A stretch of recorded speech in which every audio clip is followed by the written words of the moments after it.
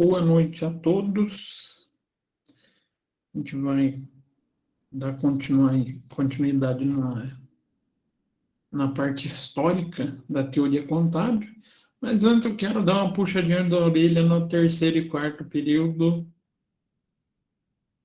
Vocês não me passaram as equipes do projeto integrador ainda, né? Eu passei por e-mail, professor.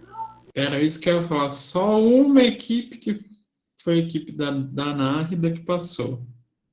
A Sabrina passou a nossa, professor, por WhatsApp dele, no caso.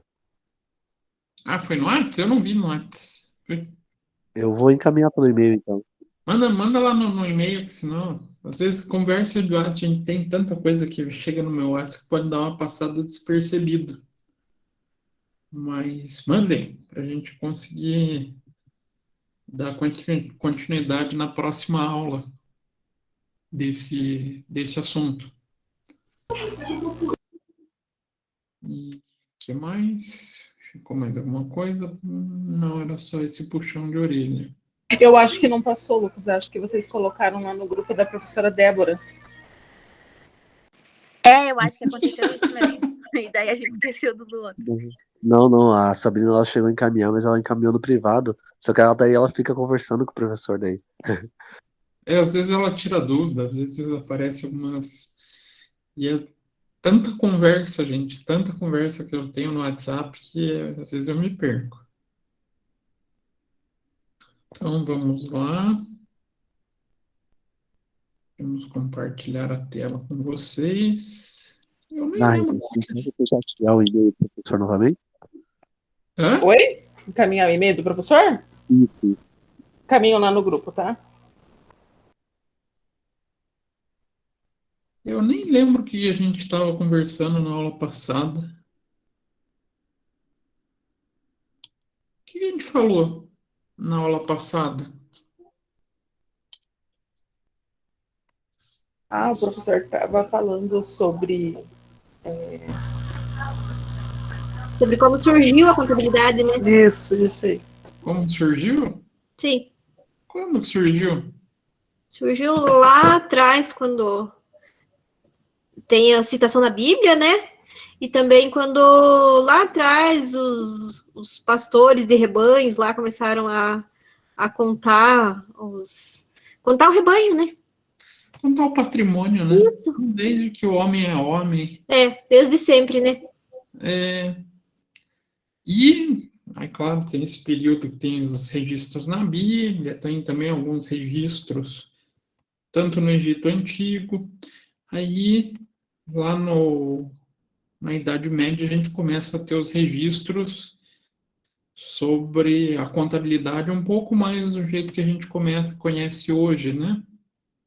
Então, 1212, com Fibonacci.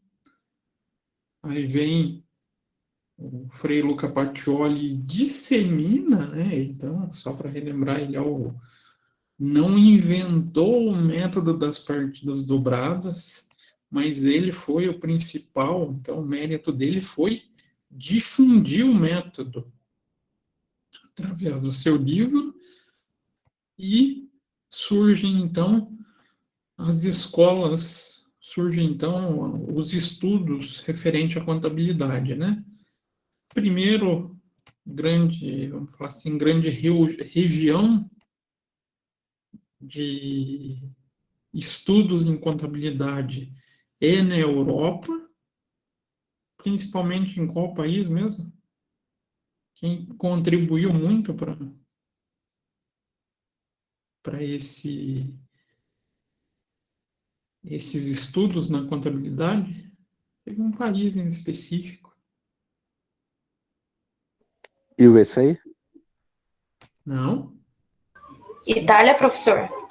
Isso. A Itália contribuindo muito para difundir ainda mais a teoria, desenvolvendo a contabilidade como uma ciência, até que a gente chega ali no começo do século XX, finalzinho do XIX, começo do XX, aí a gente começa a ter também estudos nos Estados Unidos. E daí a gente traz o começo do pensamento feito da escola americana. Então, a gente começa a ter duas vertentes de pensamento. Escola europeia, né, onde se originou com a figura do pensamento italiano, e a escola americana, que é o que a gente ficou para trabalhar hoje, né? Então, primeiro assunto, vamos lá, a escola do pensamento contábil. Então, a contabilidade, por muito tempo, foi tratada somente como um método de escrituração. Então, a gente sempre teve um caráter tecnicista. Então, basicamente, até meados do século XIX, 1850. O que teve junto nesse período? Eu sempre esqueço. Teve alguma coisa de importante nesse período. Revolução Industrial? Isso. Então, a gente deixou de ter o pensamento contábil baseado somente para a escrituração contábil. Começou a ter uma necessidade de ir além do controle. Curiosamente, se a gente resgata lá o fio da história da contabilidade de custos, está ali, né, nesse mesmo período. A gente começa a ter outras necessidades além do simples escriturar contábil. Então, aí que a gente começa a ter o desenvolvimento do pensamento da contabilidade. Aí, já vindo desses estudos na Itália e também ampliando com os pensamentos nos Estados Unidos. Então, essa roupagem científica só foi adquirido a partir dos autores italianos e no início do século XX, com o desenvolvimento econômico e daí a influência da escola norte-americana, e no fim do século XX, no início do século XXI, por alguns escritores brasileiros. Coitado da escola brasileira, né? Está um pouquinho atrás. Concorda? Lá no início do século XX, a escola americana começa a difundir. E a gente começa a ter a evolução do pensamento contábil aqui no Brasil, ali pela década de 70 em diante. 60, 70, quando a gente começa a ter uma evolução do ensino contábil no Brasil, com alguns, vamos falar assim, corajosos, que foram para fora do Brasil buscar conhecimento na área e trouxeram para o Brasil esse pensamento da pesquisa na área contábil, dando, então, à escola brasileira a sua origem, né? O pensamento contábil no Brasil. Então, historicamente, as duas correntes mais importantes é a europeia e a americana.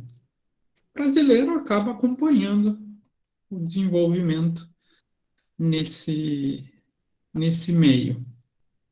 Ah, professor, então a escola brasileira não conseguiu contribuir em nada? O que vocês acham? Será que a gente teve alguma coisa que nós pudemos contribuir para o pensamento contábil?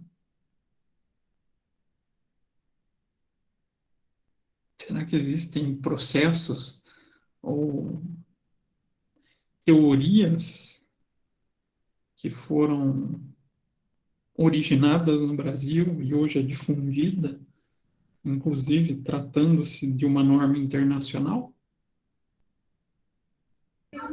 Acho que sim, professor. Tem. Não é muita coisa, mas tem. A gente sempre foi muito bom em lidar com inflação. Então, toda a teoria da contabilidade hiperinflacionária, quem levou, disseminou pelo mundo foi o Brasil. Então, hoje, se vocês buscarem o CPC de contabilidade em países hiperinflacionários, é uma técnica totalmente desenvolvida aqui no Brasil. Então, a gente vai começar falando dessa escola europeia. Então, conforme observado na evolução da atividade contábil, os primeiros profissionais surgiram ali no fim do século XIX, logo na época das primeiras correntes do pensamento contábil. E até esse período, então, a contabilidade era mais tido como um processo mercantil, um processo de controle mercantil, do que propriamente uma ciência. Não é à toa, vocês lembram da aula passada como chamavam a gente aqui no Brasil? Por ter essa visão tecnicista? De guardar livro. Guardar livro. A gente era tecnicista, a gente sabia só pensar no débito e crédito e fecha balanço. Os antigos ainda usam essa palavra, né? Pior que usam. Eu acho um terror quando alguém fala isso perto de mim, mas quando tem pessoal mais velho, eles ainda usam o termo guarda-livro, né? Mas graças a Deus está abolindo esse nome. Porque a gente demorou muito para sair desse perfil. Eu faço registro contábil e nada mais, e começou a trazer pensamentos, técnicas, teorias para dentro da nossa área, para dentro do estudo contábil, né? Então, um desses destaques, que a gente já falou até na aula passada, foi Fábio Besta, com a obra La Regioneira. E foi ele que definiu efetivamente, de modo escrito, cadê meu mouse? A contabilidade como uma ciência. E ele descreveu no seu livro a ciência como controle econômico das entidades.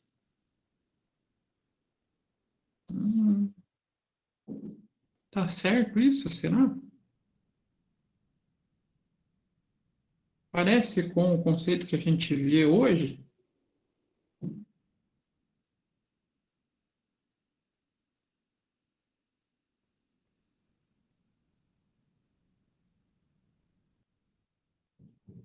Obrigado pela participação. Parece o conceito de contabilidade de hoje? Muito parecido, não é? A única coisa que a gente fala que controle feito através do patrimônio. Mas a finalidade é o controle ou o estudo do patrimônio, então, do resultado patrimonial e financeiro de uma entidade, que pode muito bem ser substituído pela palavra econômico. Então, ele já naquela época já estava pensando que a contabilidade é a ciência como a gente pensa hoje. Então, essas obras são consideradas ainda hoje uma das mais perfeitas e abrangentes da ciência contábil. O que já adiantava de 20 a 40 anos os estudos no que significava controladoria. Então, o que os estudos vinham a apontar como processos de controladoria, ele já trazia em seus livros, nesses 3 volumes, né? Vocês lembram que 2 deles foi achado posterior à morte, né? E esse posterior à morte, claro, levou esse tempo para ser descoberto, mas mesmo assim ele já adiantava alguns pensamentos em relação à controladoria que foram aparecer somente no começo do próximo século. Então, depois desse 1909, que o pessoal foi aprimorar a mesma ideia que ele já tratava em seus livros. Então, ele estava bem à frente do período, né? Então, com base numa sólida herança de besta, no século XX, ele foi bastante profícuo com o surgimento de grandes autores e doutrinas na área contábil. No fim do século XIX e abrindo o século XX, surgem grandes autores e correntes, lideradas por Dino Zappa, Vincenzo Mais e, mais recentemente, Aldo Amaduzzi, na Itália, na Alemanha. Aqui é o nome da cidade, eu já não consigo falar muito bem, né? Essas palavras em alemão não são tão fáceis. E Fritz, além de outros escritores de vulto na Holanda e países europeus. Surge, então, um pensamento, uma corrente de pensamento, e essa corrente de pensamento é o que dá origem à escola europeia de contabilidade. E qual a característica da escola europeia de contabilidade? O que tem de marcante nessa escola? O que vocês acham que tem de marcante na escola? O que vocês arriscariam a dizer?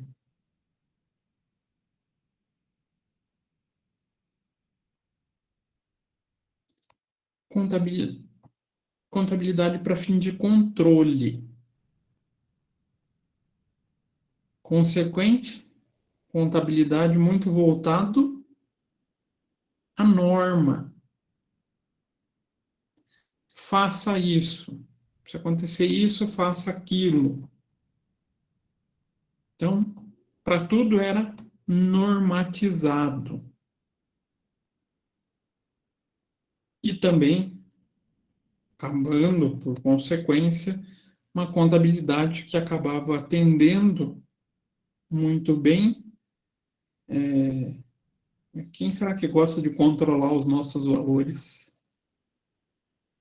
A gente pensar em usuário da contabilidade, tem alguém que gosta de manter um controle sobre a gente, mesmo não tendo participação na empresa. Quem que é? O sócio. Governo? Ele é mais exigente que o sócio. Exatamente, Nárida. O governo. Então é muito a contabilidade voltada também para o fisco. Então são características bem marcantes da contabilidade. A contabilidade voltada para o controle, baseada em normas ou leis e voltada para o fisco.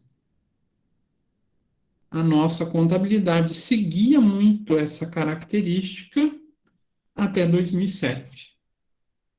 No entanto, quando a gente falava em contabilidade nesse período, a gente falava muito mais em regramento do imposto de renda do que as próprias normativas contábeis. Olha como era bem pensamento europeu, bem voltado para o controle. Hoje a gente tem essa característica ainda? Mais ou menos. A gente ainda sofre com resquícios dessa alteração, né? Porque A gente ainda tem um forte controle do fisco, mas as normativas que a gente adotou como padrão, que são as internacionais, elas são um pouquinho mais voltadas à prática empresarial.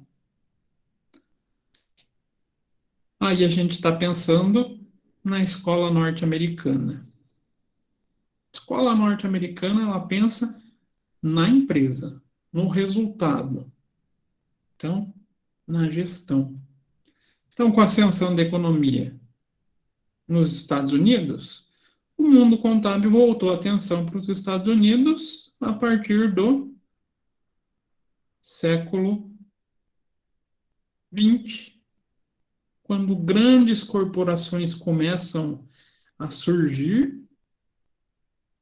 Então, lá, em 1920, começa a surgir pensamentos na área contábil para controlar essas corporações, para controlar, que eu digo, gerenciamento. Professor, Oi? mas aí em 1929 teve a quebra, no caso, né? Sim, e a contabilidade ajudou muito. Ah, quebrar, professor? Não. A tentar recuperar. Claro que em 1929 tem um envolvimento das escolas econômicas, pensamentos econômicos para essa retomada, mas a contabilidade, como lá era voltado para o controle empresarial, para o controle não, para a gestão empresarial, isso ajudou com que eles conseguissem controlar a crise.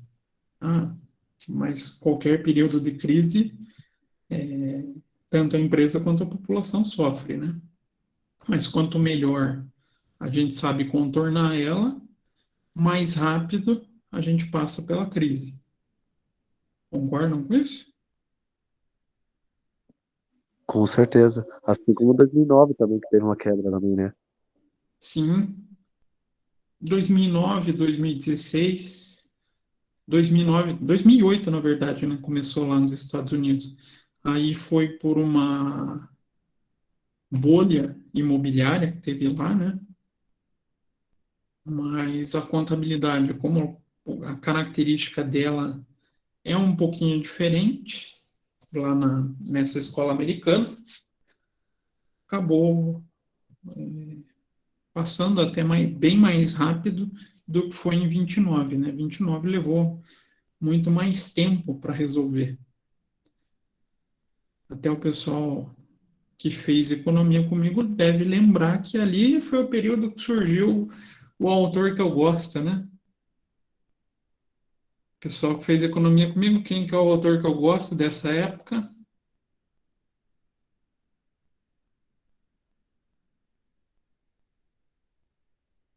Ai, ai, ai.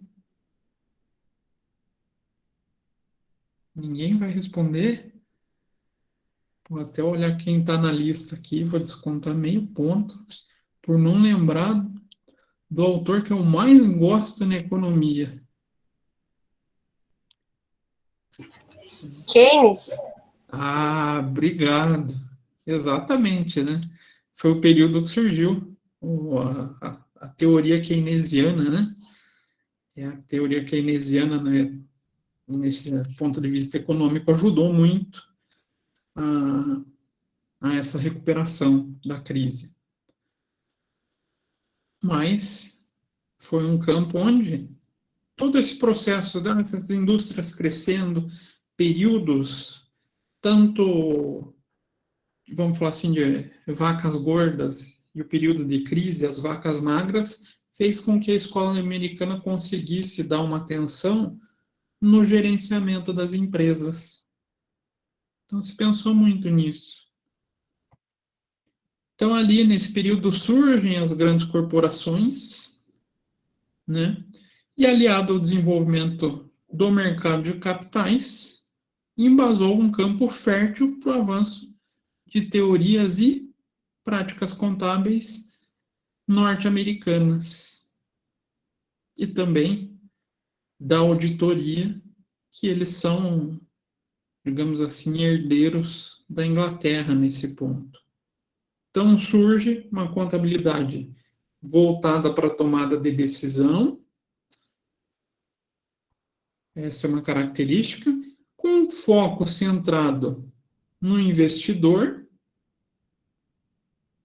porque nesse período a gente tem o crescimento das bolsas de valores e como as empresas começam a ter essas ações negociadas em bolsa, começa a ter investidores que não participam da gestão, surge também a importância da auditoria.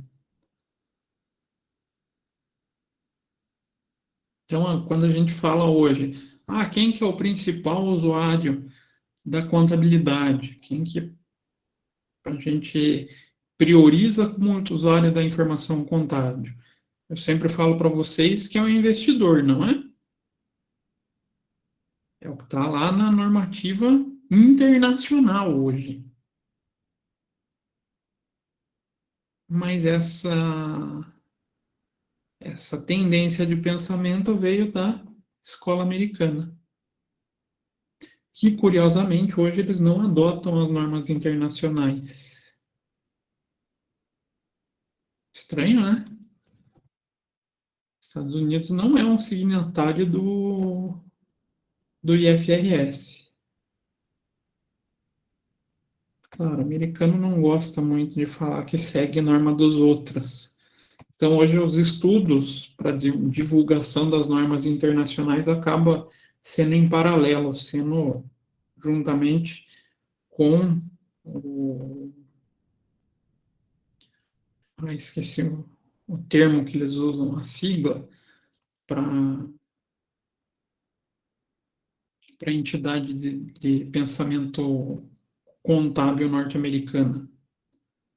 Eu já lembro. Quando dá esses brancos é terrível, né?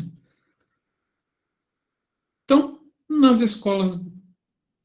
escola norte-americana, a gente pode trazer alguns autores, alguns pensadores. Whitfield, Patton,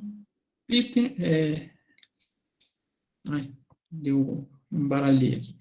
Littleton, Munitz, Anthony, Hargreaves, Edwards, Hendrickson, Van Breda e Bell. São grandes nomes que contribuíram a divulgar o pensamento da contabilidade ou da escola norte-americana. Professor, mas eles são bons mesmo? Se a gente buscar o principal livro de teoria da contabilidade, vocês vão achar um livro escrito por Hendricks e Van Breda. Então, lá do século passado,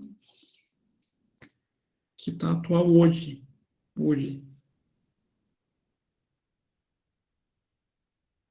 Para ver como o pensamento dele se desenvolveu, de certo modo,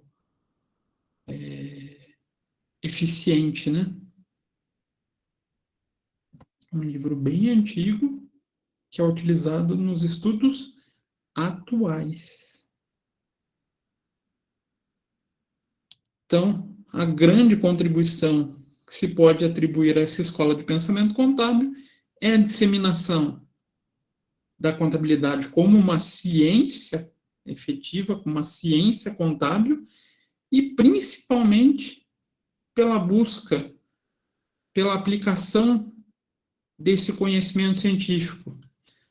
A busca por explicar, predizer, realçando o positivismo contábil. Explicar e predizer. Quem tem intenção em entender fenômenos para pensar no futuro? Não é área gerencial?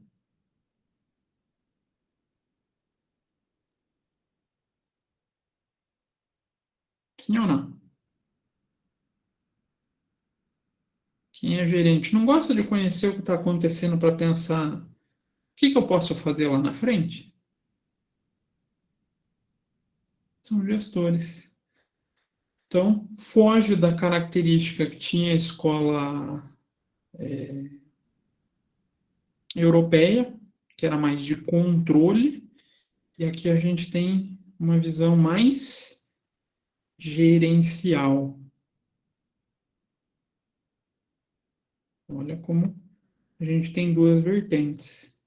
E se vocês pensarem, hoje o curso de vocês de Ciências Contábeis, eu não sei se eu estou com o livro do Van Breda aqui para vocês.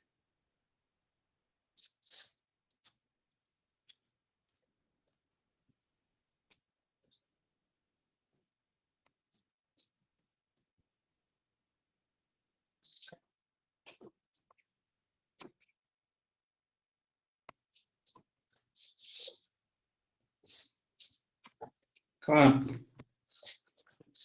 Então, só para vocês não falarem que eu tô mentindo, olha o nominho. Teoria da contabilidade. Quem que é os autores aqui? Hendrickson e Van Breda. A gente não consegue fugir deles.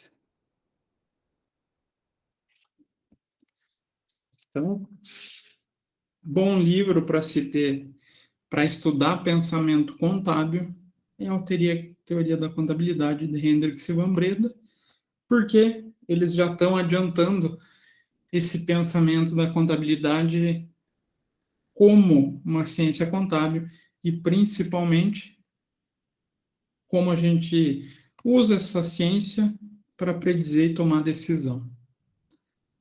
Então, a escola americana não se preocupa muito com criar regras contábeis? O que vocês acham?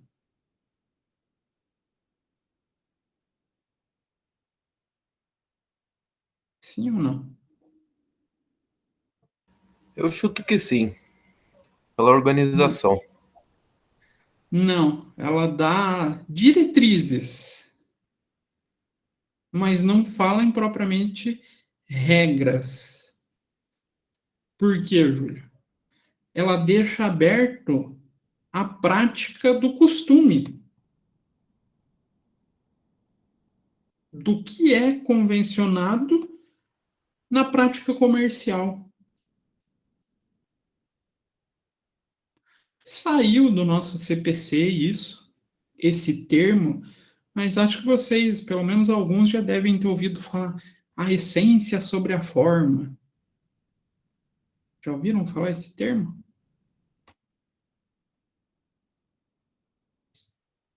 Essência sobre a forma. Não incontáveis, mas sim. E ciência. Quer ver? Vamos buscar na própria internet, né? Ninguém melhor que a internet para ajudar a gente.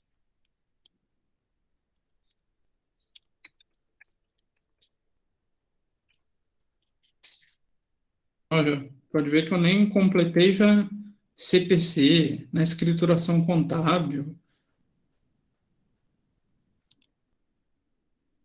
Ó, primazia, portal de contabilidade, primazia da essência sobre a forma. Contabilidade fácil. Essência sobre a forma. A gente vai enrolar e vai chegar em um monte de portal de contabilidade. E não tá mais no CPC. Que triste. Ou tá, né? Na verdade, de maneira implícita. E o que quer dizer essa essência sobre a forma? A gente deixa de ser esse pessoal, faço o que a lei manda. Eu só sigo o que a lei determina.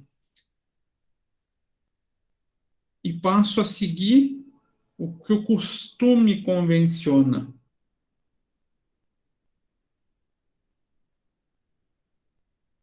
E isso acaba trazendo uma realidade econômica maior das empresas.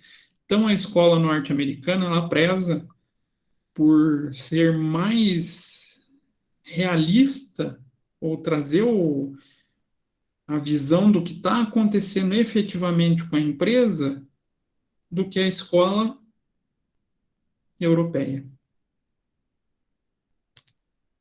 Então, essa escola também foi favorecida pela integração entre academia e profissionais da contabilidade, coisa que não acontecia muito na escola europeia, que motivou o desenvolvimento da contabilidade pelas pesquisas, e daí surge o AICPA, American Institute of Certificate Public Accounting. Eita, que nome estranho. O que será que significa isso?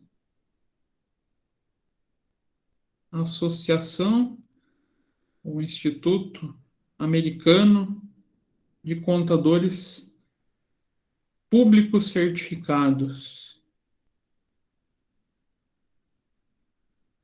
Instituto Americano de Contadores Públicos Certificados. O que será que se assemelha a isso para a gente hoje?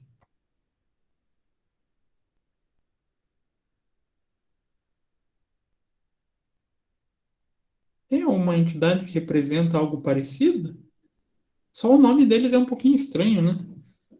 Mas seria o CFC deles. Seria, não é o CFC deles. Então, lá quando você fala em contador, o contador ele é chamado de contador público. E essa integração da academia contábil das universidades com a Associação dos Contadores Públicos fez que surgisse o FASB. Agora, só para chegar aqui para lembrar, né? O FASB, que é a entidade americana que regulamenta a contabilidade. Então, elaborando estruturas conceituais, princípios contábeis que vigoram na sua grande maioria até hoje lá. E muito do que está no FASB foi o que delineou as normas do IFRS, o que era o antigo IASB, que é o International American IASB. International. Eita, deu branco também. A única coisa que a diferença é que é internacional. Hoje eu estou meio ruim da memória, gente. Mas o IASB é o que deu. Foi substituído o nome, na verdade, pelo que é hoje o IFRS, né? E em paralelo, ou correndo atrás do prejuízo, a gente tem a escola brasileira. Mas antes só vamos definir aqui o que diferencia a escola americana da escola europeia. Quando a gente fala em foco principal, quem que a gente tem na escola americana e na escola europeia?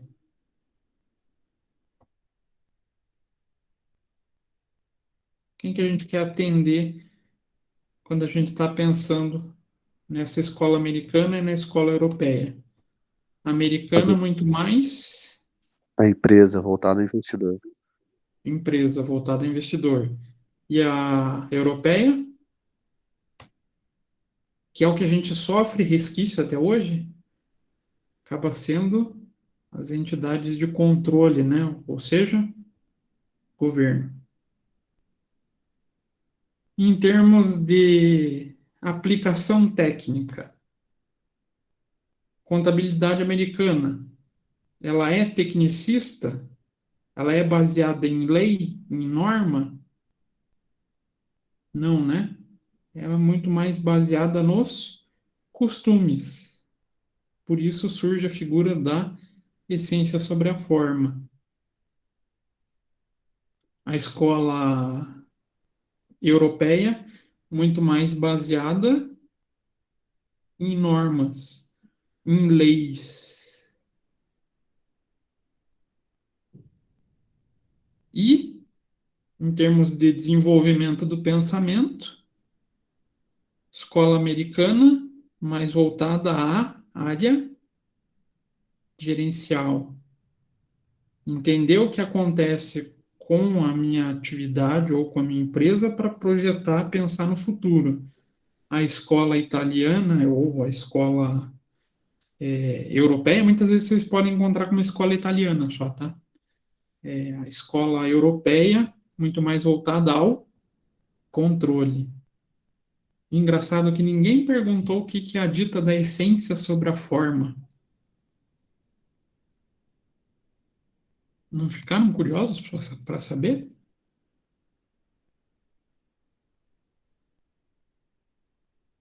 O que é, professor? Olha, Letícia perguntou só para me agradar, não foi, Letícia? Para não me deixar no vácuo. Não. Eu deduzo, professor, que seja alguma coisa. Desculpe se eu falar besteira, né? Mas, assim, falando a essência sobre a forma, deve ser alguma coisa baseada na lei. Não exatamente igual à lei, né? Mas alguma coisa baseada. Essência, então, o costume, o que a gente tem como efetiva natureza econômica dos fatos sobre a forma, sobre a lei. Não estava tão errado assim. Não. Quem fez sobre o CPC 16, o projeto no semestre passado, consegue imaginar bem essa essência sobre a forma. Sim, eu fiz. Por quê? Se a gente pensa, o CPC 16 fala de arrendamento mercantil, né? O famoso leasing. Se a gente pensar como forma, como legislação, vamos pegar o caso aqui do Brasil. Arrendamento mercantil, juridicamente, tem uma única ideia, uma única característica, que é uma espécie de aluguel de algo, né? Pensando na essência, sobrepondo a parte jurídica, a forma, o que o CPC trouxe? Ele trouxe só uma forma de arrendamento. Foi? Ou tem mais de uma? Mais, né, professor? São duas, né? Arrendamento mercantil e arrendamento financeiro. Então, ali a gente tem que analisar o que foi o fato, o que aconteceu na movimentação, para poder definir como é que eu vou tratar na contabilidade. Então, eu vou ter que ver a essência econômica do fato. Então, a essência econômica do fato vai se sobrepor à forma jurídica. Então, quando vocês escutarem em contabilidades Code Law e Common Law, a gente também está fazendo comparação entre essas duas escolas. Code Law. O que será que quer dizer isso? Code. Code remete ou traz a tradução do códigos. Então, a contabilidade europeia, ela é uma contabilidade classificada como Code Law. Então, ela é feita baseada em leis. E a contabilidade norte-americana? Ela é Common Law. Common, costumes. Então, uma contabilidade baseada em costumes. Remete à mesma ideia da forma, da essência sobre a forma. Então, a escola europeia Code Law, e a escola norte-americana, Common Law. E a brasileira? A brasileira, ela está correndo atrás do prejuízo. Então, no Brasil, a gente passa a ter a contabilidade se desenvolvendo, a gente evoluiu muito, não só por possuir uma legislação societária, das mais aperfeiçoadas do mundo, mas agora convergente ao IFRS. Ah, nossa, professor, a gente tem uma legislação societária boa? Sim. Em termos de lei de sociedades anônimas, a nossa é uma das mais completas do mundo. Também depois da fiasqueira que a gente fez, né? De ter empresa chamada Merposa na Bolsa de Valores, a gente tinha que ter um controle. Só que, até 2007, ela pensava na forma de contabilidade europeia. A gente prestava informação para o físico, a gente era baseado em normas, em leis. 2007, a gente acabou tendo uma migração, uma convergência, e a gente adotou as normas do IFRS. Então, a gente conseguiu, com esse processo, ter hoje uma das contabilidades, não vou falar das mais sólidas do mundo, mas está entre as principais formas de estudo e pensamento contábil no mundo. A gente não está no topo do ranking, né? Ali a gente tem basicamente Inglaterra liderando, no entanto a sede do IFRS é na Inglaterra, e o FASB lá nos Estados Unidos gerenciando todo esse processo, mas a gente tem muito prestígio nesse meio.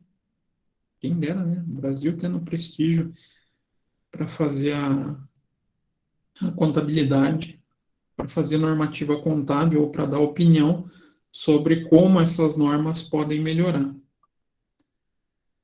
Por quê? Justamente por essa evolução que a gente teve. Então, com essa convergência, mas também pela contribuição que a gente tem da ciência brasileira, da academia.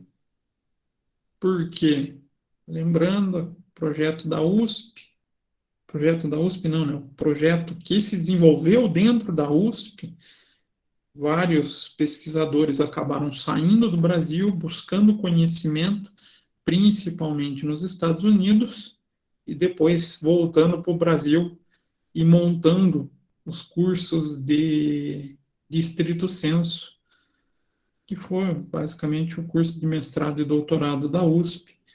E agora, esse projeto criou sólidas raízes, então a gente tem o estrito sensu em vários locais do Brasil, né? Mas ainda são poucos. Se a gente procurar mestrado e doutorado em contabilidade em relação a outras áreas do conhecimento, a gente vê que ainda são poucos os cursos. Né? Não são quantidades muito grandes. Então, a gente aliou toda esse know-how dos profissionais junto com esses pesquisadores. Até esqueci o nome dos dois principais. Como que era mesmo?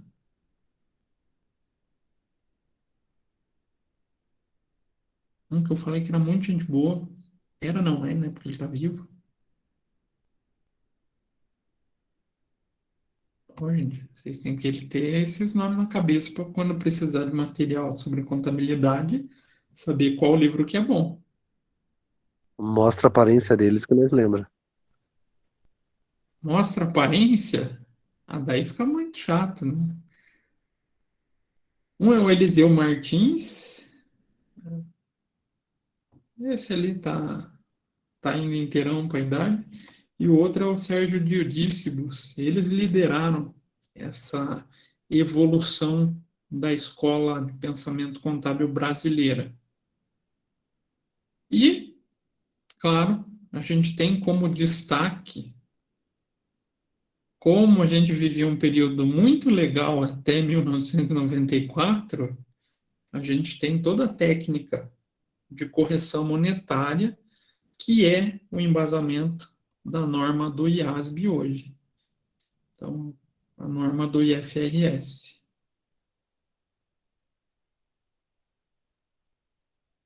O que teve até 94 mesmo? A gente era bom com inflação? Não, teve troca na moeda. Na verdade, foi o que salvou a gente, né? Essa troca da moeda. Plano real. O plano real. Porque senão a gente estaria afundado em inflação astronômica até hoje, né? E a gente ainda tem que ter um controle muito grande para não voltar esse cenário. Mas como a gente lidou muito bem, a contabilidade lidou muito bem em registrar esse período, fazer a contabilidade das empresas com essa maluquice da inflação, a gente se tornou referência mundial nesse assunto. Claro, hoje vocês nem veem mais isso praticamente, né? Fazer correção integral de balanço. Técnica que poucos os professores acabam tendo coragem de passar para vocês. Por quê? A gente presume que a gente não vai ter mais esse problema. Mas sempre quando a gente tem igual esse período que a gente está vivendo, dá uma assustada na gente, né? A gente nunca sabe o que pode acontecer. Mas, se tiver, aí vocês vão ter que recorrer à norma internacional de contabilidade para países hiperinflacionários.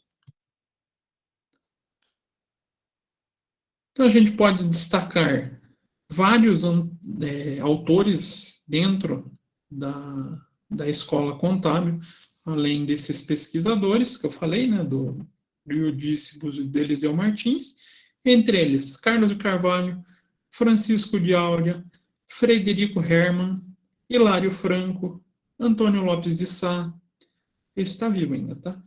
Américo Mateus Florentino, que foram os que efetivamente criaram o curso de graduação em Ciências Contábeis.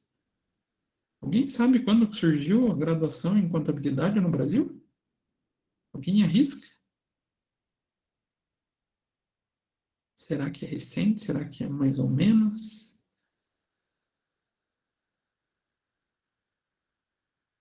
Acho que não faz muito tempo, né, professor? Porque não era graduação, né? Era só 3 anos, né? Até foi. Na verdade, eu fui 5 até. Capaz. Uhum. E eu acho uma pena que voltou para 4. E eu fui uma das primeiras turmas que pegou o currículo de 4 anos só. Mas era para ser 5. Mas foi em 46. Olha como a gente é atrasado, né? Nesse período, as duas escolas, tanto a europeia quanto a americana, já estavam tendo seus autores, tendo seu pensamento contábil sendo criado e difundido, e a gente estava fazendo o quê? Começando o primeiro curso de contabilidade na Fundação Álvares Penteado. Por isso que a gente demorou para ter assim, o surgimento da escola de pensamento contábil brasileira. Então a gente acaba nem tocando muito na escola contábil brasileira quando vai tratar as normativas, porque a gente ainda está engatinhando perto dos americanos e dos europeus. Então, na avaliação global das contribuições diárias de cada um, principalmente na Europa, de Áurea ainda é o nome mais conhecido da contabilidade brasileira. Ele, daí diferente dessa segunda leva, que é do Eudícibus, do Eliseu Martins, ele foi estudar na Europa, que era a base da forma que a gente pensava em contabilidade. E conseguiu trazer essas contribuições para a forma que a gente tinha de contabilidade até 2007. Outra grande contribuição brasileira advém do tal do CPC. Ele veio Nu- sendo... Nunca ouvi Hã? falar desse CPC, professor. Nunca ouviram falar? Mas podem falar a verdade, acho que eu sou o único professor chato que fica falando CPC, CPC, CPC, ou não. Não, Eu que devo ser o lembra. mais chato, né? Com isso. Não? Não, a palavra chata é muito forte. Mas então vamos falar assim, o mais insistente. Nenhum Aí, outro comentou sobre o CPC, só o senhor. Porque eu sou tão... Eu não vou dizer fanático, mas tão adepto dessa figura. Porque ali foi onde a gente teve a união de várias entidades reguladoras, várias entidades que utilizam a contabilidade como ferramenta, juntamente com a Academia de Ciências Contábeis, academia que eu digo, as universidades, conversando, então, se unindo para trazer uma normatização contábil baseado num pensamento internacional. Lembra até um pouquinho da escola americana, né? Quando a gente volta aqui atrás. Não devia ter colocado transição de slide. Transição de slide é melhor quando está em sala de aula. Quando a gente fala aqui atrás, quando o Instituto Americano de Contador Certificado, Contador Público Certificado, se une com as entidades editando normas pelo FASB, a gente chegou no mesmo momento. Então, onde a gente tem as entidades envolvidas com a contabilidade se unindo com a academia, então tentando esse estreitamento de laço para desenvolver um pensamento contábil. Por isso que eu sou tão fã do CPC, né? É estranho falar fã de CPC, parece que eu sou um doente por contabilidade, né? Mas tudo bem. Então, a gente tem o surgimento do CPC, formado por diversas entidades relevantes na contabilidade, que vem resultando na adaptação e na divulgação das normas internacionais para serem aplicadas no Brasil. Ah, por que precisa adaptar, professor? Claro, cada país tem um cenário diferente, não tem? Uma ocasião diferente, uma forma de tributação diferente. E o Brasil, então, quase nem tem particularidade. Então, o CPC ele trata de fazer esse estudo, pegar a norma internacional, transformar ele para a realidade brasileira e assim a gente conseguir aplicar dentro da nossa contabilidade. Então, a escola brasileira ganhou essa relevância mundial, vamos falar assim, essa possibilidade de ser ouvido pelos grandes países, e principalmente pelas duas grandes entidades contábeis, quando a gente tem esse movimento da criação do CPC.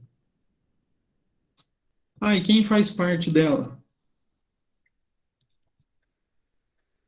Lembram-se quem é a primeira de todas? Regula a profissão de vocês. Se vocês não lembrarem, eu desisto.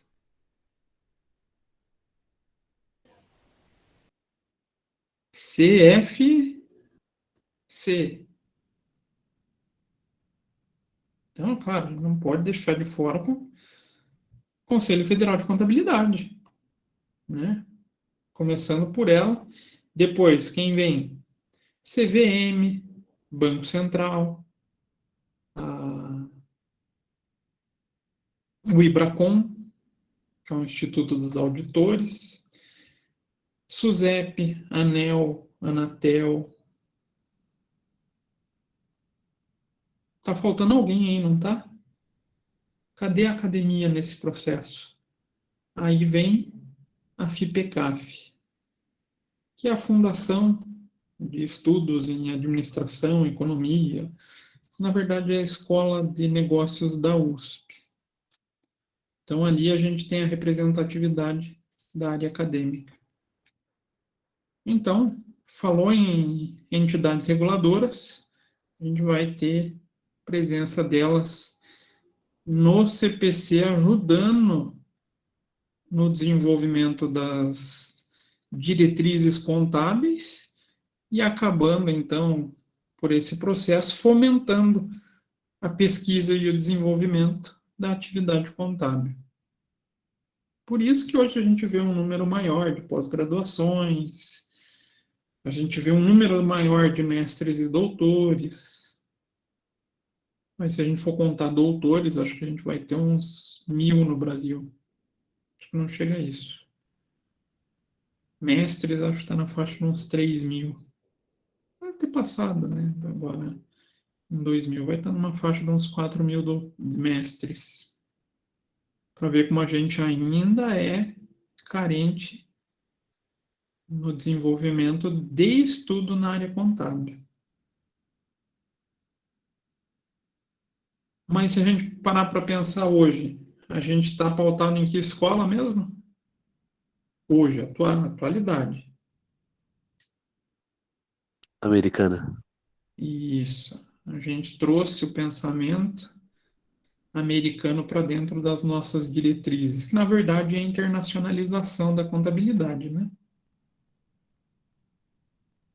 Eu sempre comento, mas às vezes eu esqueço por que surgiu esse movimento da internacionalização. Por que surgiu mesmo, gente? Que acaba envolvendo essa dita padronização contábil. Quem vai me ajudar a lembrar? Isso daí é que o professor está falando sobre aquele arquivo que o professor mandou lá no primeiro. No outro semestre, dizendo que era para a gente interpretar, né? Não sei. Nossa, professor, o senhor não lembra? Gente, vocês têm que lembrar que eu tô velho, não lembro tudo. Nossa, professor, ficou ruim, então. Se o senhor não lembra, piorou para mim.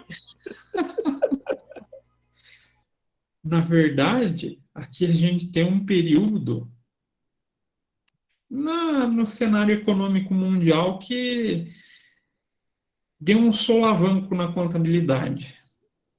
Até que eu falo para todo mundo assistir. Eu não quero assistir documentário, professor, eu acho muito chato. Assista As Loucuras de Dick e Jane. Já falei para vocês isso, né? Lembram? Muito bom. Sim, muito bom ainda. Ali tem a visão do que aconteceu que levou a todo esse processo de padronização. Fraudes ou escândalos contábeis. Manipulação da contabilidade para obter vantagem ilícita. Principais casos: Enroll e WorldCom. O caso Enroll é o mais emblemático, porque foi uma manobra contábil muito bem elaborada que serviu para 2 ou 3 ficarem milionários, tirando o dinheiro dos investidores. Olha como a gente começou a ter mais atenção no investidor, porque nesse período a gente teve muita gente indo à bancarrota, principalmente nos Estados Unidos, né, por essas fraudes contábeis. E o americano, querendo ou não, ele tem uma cultura muito melhor de investimento do que o brasileiro, né? O brasileiro gosta de investir em quê? De vocês que gostam de investimento. Poupança. Poupança, né? Poupança que rende aquela fortuna, né? A gente deixa um ano, a hora que vê é capaz de ter diminuído o dinheiro. Se bem que agora com juros aumentando, né, só está agora horrível, não está horroroso. Não sei qual das duas palavras é pior, mas... E o americano? Qual a cultura de investimento dele? Na bolsa? Na bolsa, em ações. Então, claro, uma fraude em empresa de capital aberto nos Estados Unidos vai ter um reflexo na sociedade muito maior do que no Brasil. Mas a preocupação existe em qualquer mercado com o usuário da informação contábil. A gente já teve histórico pior para fraude, né? E a nossa normativa societária acabou ajudando um pouco o controle disso. Mas mesmo assim a gente tem escândalos aqui no Brasil também, e tudo isso levou à figura da padronização contábil.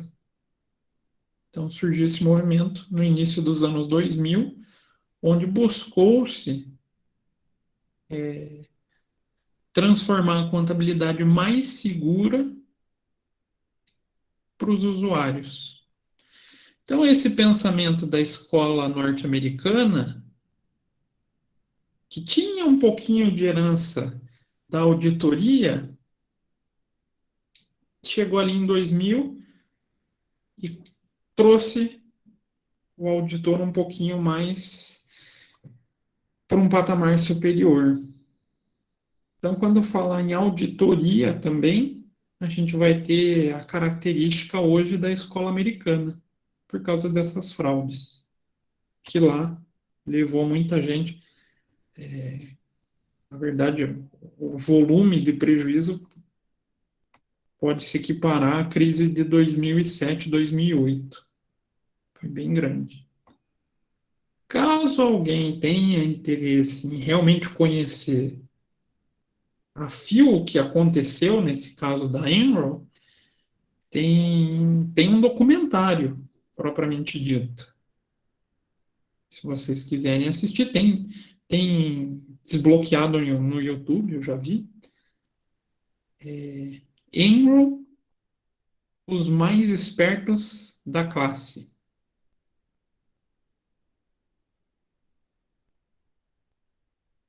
E ele é um documentário falando desde de como ocorreu essa fraude, como esses empresários conseguiram gerar essa fraude, até o momento que eles foram punidos criminalmente. Então lá realmente existe punição para crime de colarinho branco também. Das escolas, dúvidas, perguntas, questões? Dá para pôr na prova de vocês? Calma. Calma. Dá para pôr no CRC?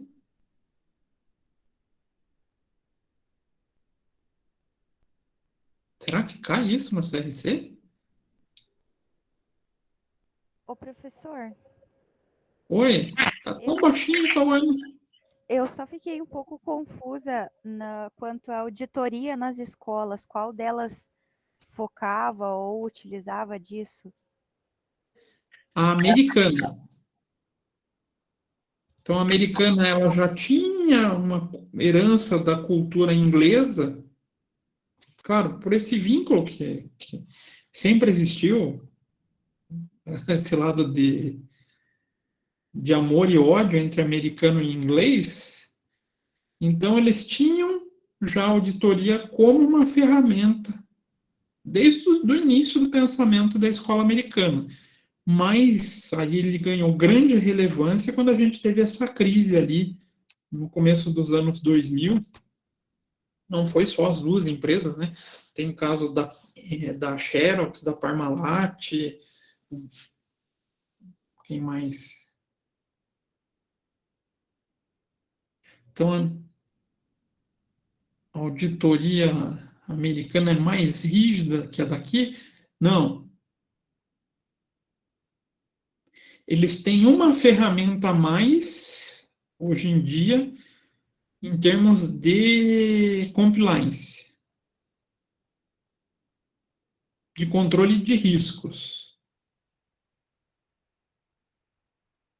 Mas muitas empresas aqui adotam, então as empresas de auditoria do Brasil conhecem essa ferramenta, conhecem esse mecanismo, ou essa lei, vamos falar assim, que é a Lei Sarbanes-Oxley.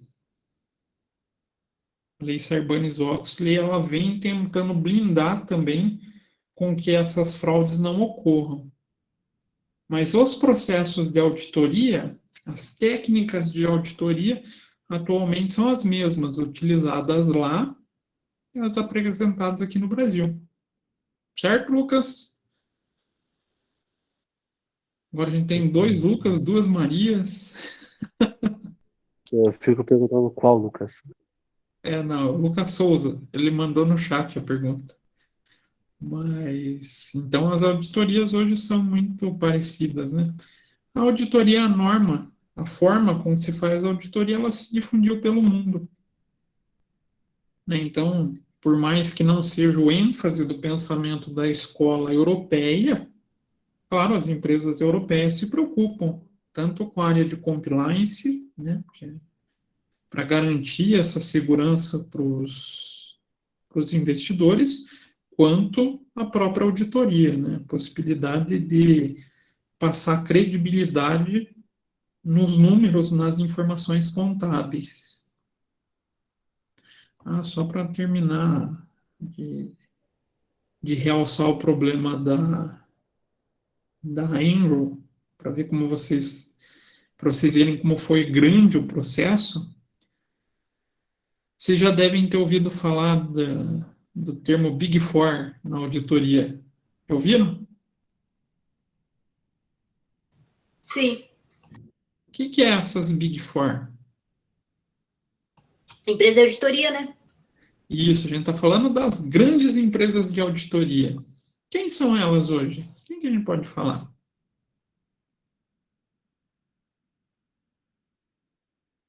Quem lembra? Falar de empresa de auditoria, quem são as Eu que lembrei da vêm? KPMG. KPMG, uma delas, quase levou um tombo ali em 2015, 2016, mas está em pé. Quem mais?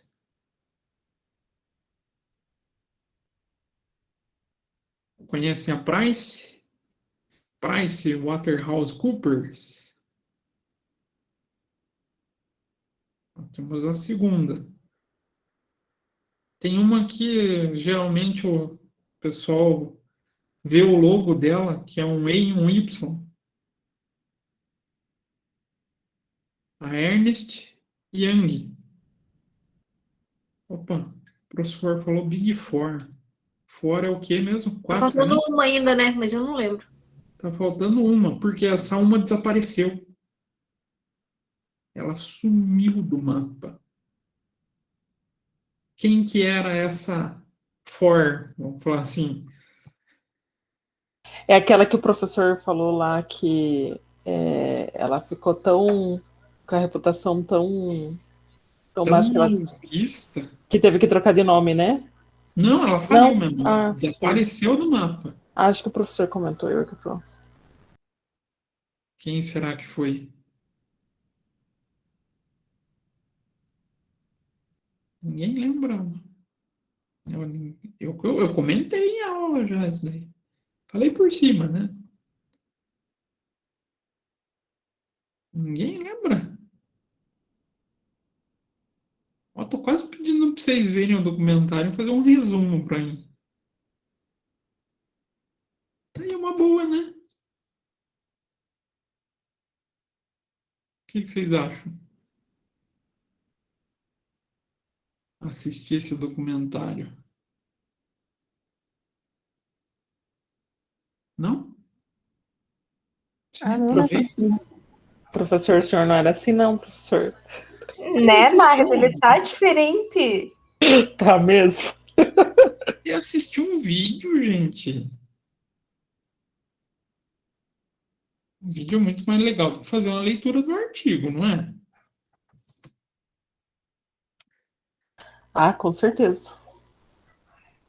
Acho que eu vou pedir para vocês, vou colocar lá. É verdade, vou fazer isso. Vocês vão assistir, então, esse vídeo, efetivamente, para descrever qual foi a fraude contábil e qual o reflexo dessa fraude contábil nos Estados Unidos. Eu vou colocar lá no AVA, inclusive vou pôr o link do vídeo para vocês. É tempo de um filme, uma horinha, conta toda a história da fraude, vai ajudar vocês ainda mais a enxergar esse cenário do porquê que surgiu essa padronização.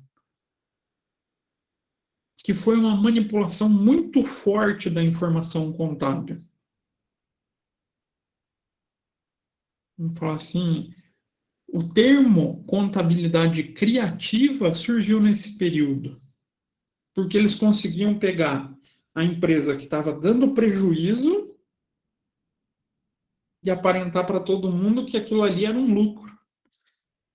Tem que ser bom mesmo para fazer isso, né? Será que não tem que ser uma mente esperta para conseguir essa falcatrua? Fazer um prejuízo, aparentar para as empresas como um lucro?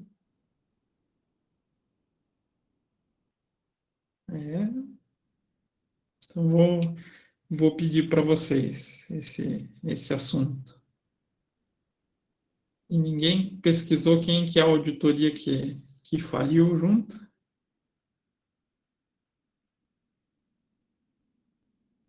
Não? Ô, gente.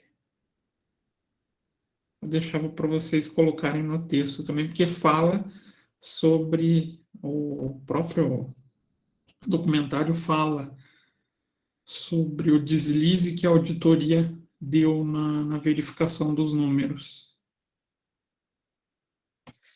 Então, vou deixar esse vídeo para a gente entrar no tema usuário. Quem são os usuários? Esse tema é curtinho, mas para falar da padronização contábil. Como surgiu a padronização, como é que a contabilidade se organizou depois desse problema todo e montou sua estrutura. Por isso até que eu coloquei no início do slide, como eu já deixei as duas aulas prontas, o logo do CPC, o logo do IFRS e o logo da FASB. CFC eu coloquei aqui só para completar os 4 cantinhos, para ficar bonitinho. Mas aqui a gente tem o movimento que traz a padronização contábil. Professor, deixa eu fazer uma pergunta para o senhor. Quando o senhor vai fazer o material, o senhor já faz direto no... assim como a apresentação, ou o senhor coloca num outro arquivo antes? Tipo lá no Word? Depende muito de como eu estou montando. Tem muitas vezes eu uso o Word antes para escrever um roteiro para montar o slide. E tem vezes que eu não faço. Faço direto no slide. Por quê, Porque no PowerPoint tá muito ruim para mim imprimir, professor. Daí ele imprime 30 folhas, igual foi o caso de hoje, sabe? Tá, entendi. Vou tentar uma maneira de facilitar isso para vocês. Para maneira econômica. Porque assim ficou bom só para apresentação, né? É que, na verdade, para aula eu penso na apresentação, né? Para expor para vocês. Mas... Se o senhor puder fazer essa gentileza também de fazer um arquivo mais, vamos assim, econômico para impressão, né? Porque senão haja tinta para impressora, é verdade. Mas tem a opção de colocar mais um slide na folha na hora da impressão. Mas tem que ver também se não vai sofrer igual eu sofreria. Como eu tenho um problema de zóio, às vezes tem que ver se a letra não fica muito pequena. Será que não fica? Eu deixo até 4, mas 2 slides em cada folha fica bom também. Fica meio a meio. Depois eu vou colocar na postagem, eu vou reimprimir o slide com 3 slides por folha, para ver se fica bom para vocês lerem, se fica legível e se não vai gastar tanta página. Pode ser, Naida? Pode. Maravilha. Às vezes pode ser que fique legível. Porque tem material que eu não passo por Word. Igual custos. Custos eu não passo. Custos eu tento espremer tanto para vocês que eu vou já montando direto no Word. Pode ver que os conceitos que eu passei para vocês davam 2 ou 3 linhas, né? Então, tem coisa que a gente coloca mais no Word, tem coisa que depende muito do tema, como a gente vai trabalhar. Acho que até os próximos temas ali eu tentei deixar menos conteúdo, que a história da contabilidade ela é mais pesada, mas quando a gente começa a falar de usuários, padronização, a gente tem um foco menor. A gente consegue trazer só os tópicos e ir comentando. Então, eu vou fazer isso. Eu vou fazer isso agora para vocês. Eu vou imprimir e mandar lá. Então, já ficou, como vocês gostaram da ideia, definido sobre esse trabalhinho. Né? Vou até colocar aqui para vocês verem que tema que é esse.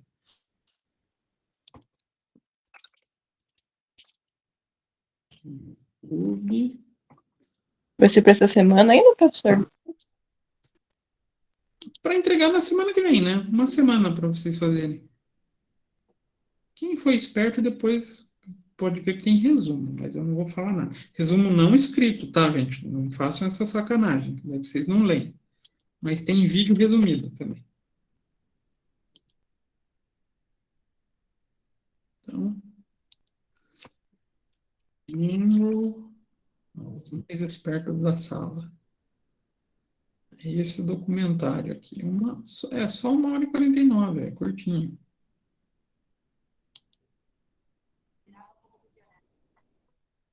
Com grandes ideias de Jeff Skilling era essa pessoa. A melhor e única ideia de Jeff Skilling era achar um novo meio de transportar energia. Em vez de se limitar ao fluxo físico dos gasodutos, quem escuta a história era uma ideia inovadora e mágica. Vê que parece um negócio sólido. Podiam ser negociados como títulos e ações. Essa era uma boa ideia. Em 1992, usando essa boa ideia, passamos a ser o maior negociador natural. A mente brilhante aqui. Jeff era um profeta. Ele disse, há um mundo novo lá fora. Esqueçam essa história de gasodutos fixos na Terra, gás entrando e gás saindo. Nós podemos recriar toda essa indústria. Amanda Murphy, uma advogada da Vinson & Elkins, foi uma das primeiras executivas contratadas por Jeff Skilling e se tornou parte de seu círculo íntimo. A euforia era enorme. Não pode imaginar como estávamos orgulhosos de fazer parte daquilo. E, é claro, tínhamos um líder que nos incutia um sentimento de confiança e dizia que, se fôssemos espertos, qualquer coisa seria possível. E, basicamente, nós começamos a ganhar dinheiro. E isso, por si só, foi uma reafirmação de que poderia ser grande. Diz que ele viu a oportunidade de construir uma nova empresa e começar um negócio do zero. Pausar aqui. Então, eu, particularmente, aconselho assistir inteiro, porque, cara, além de ter uma engenhosidade financeira e contábil para tudo isso, ele tem outra característica muito peculiar do fraudador. O que vocês imaginam que possa ser?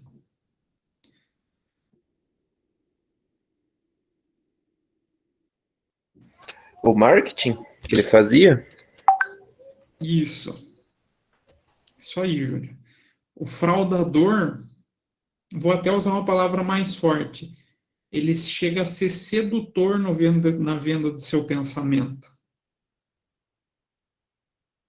Ele seduz você na mesma ambição que ele tem. E foi o que ele fez. Ele conseguiu seduzir não só a estrutura empresarial que trabalhava com ele, mas todos esses investidores. Mas, no fundo, ele estava pensando era no seu resultado, no seu bolso. Então, além desse pensamento da área contábil, ali tem também um pouquinho dessa forma de agir dos empresários, vamos falar assim, picaretas, que tem esse jeito sedutor de conquistar os investidores, de conseguir o capital. E se vocês pararem para pensar, isso continua até hoje, né? Essa característica nas fraudes. Quem cai em fraude, pode ser tanto na área financeira, na área comercial. Geralmente, parece que foi envolvido por uma trama sedutora para convencer ele a botar o dinheiro. Professor, eu cheguei a assistir esse documentário. Eu não entendi muito, assim. Mas eu via que ele saía dar uns peão de moto, daí espalhava todo mundo, ficava falando. Que ele fazia rally de moto, assim, sabe? Aham. Passa no documentário. Ele levava uma vida Sabe quem que parece até com nesse lado sedutor? Vocês pararem para pensar, o Eike Batista ele tem um pouco desse lado. Um perfil até mais para frente, esportista, despojado, mas tem um interesse escuso por trás das ações ou do pensamento que ele está fazendo. Mas ali no documentário ele vai falar de uma maneira onde ele pegava as dívidas de uma empresa e escondia em outras. Eu já estou meio contando o resultado. O reflexo. A principal fraude foi essa. Uma maneira que ele conseguiu, entre um grupo empresarial, pegar as dívidas da empresa que aparecia na bolsa e esconder em outras do grupo. Então, o prejuízo que devia aparecer aqui na matriz, vamos falar assim, ou na holding, ficava em sucursal e não aparecia na principal. E levava todo mundo a crer, nossa, essa empresa é um fenômeno, vou comprar ação. Aí vem até um pouquinho da teoria sobre investimentos, né, que o ser humano ele sofre um impulso de efeito manada no investimento. Então, a maioria da população tende a ver, tem uma empresa que está rendendo muito. O pessoal quer ir atrás, vai num sentimento de seguir o coletivo para fazer esse investimento. E ele usou isso também para trazer o povo para colocar o dinheiro na empresa dele. Então é uma trama muito complexa, e por isso que virou até tema de filme de comédia, né? Conseguiram satirizar isso. Né? Conseguiram transformar essa trama dramática financeira, né, em uma sátira em forma de comédia. Mas a ideia voltada na mesma ideologia. Então, daí eu vou colocar lá tanto o link e descrever o que eu vou pedir para vocês lá no AVA. Para daí vocês verem o vídeo, fazerem esse resuminho extraindo essas ideias, para a gente conseguir entender melhor essa padronização da contabilidade. Beleza? Agora, Beleza, professor. perguntando, das escolas, ficou alguma dúvida? Das escolas, não. Se eu perguntasse para vocês, então, qual que é a escola que se preocupa mais com o governo? Quem que é? A Europa. Isso, A europeia. a europeia. Quem que se preocupa mais com o controle? Cuidado, não confundir controle com auditoria. A europeia. A europeia. Consequência, quem gosta ou ela atende muito bem quem? A europeia? Norte-americana? Não. Que órgão ou que usuário da informação? Governo. Sistema. Governo, né? Governo. O governo adora a escola americana, a europeia, porque ela dá uma garantia de recolhimento de imposto, de conseguir fiscalizar. A americana já vai para o caminho contrário, né? Ela pensa no investidor, contabilidade gerencial, uma preocupação com a auditoria, principalmente depois de 2003. Então, fez com que existisse essas duas linhas de pensamento.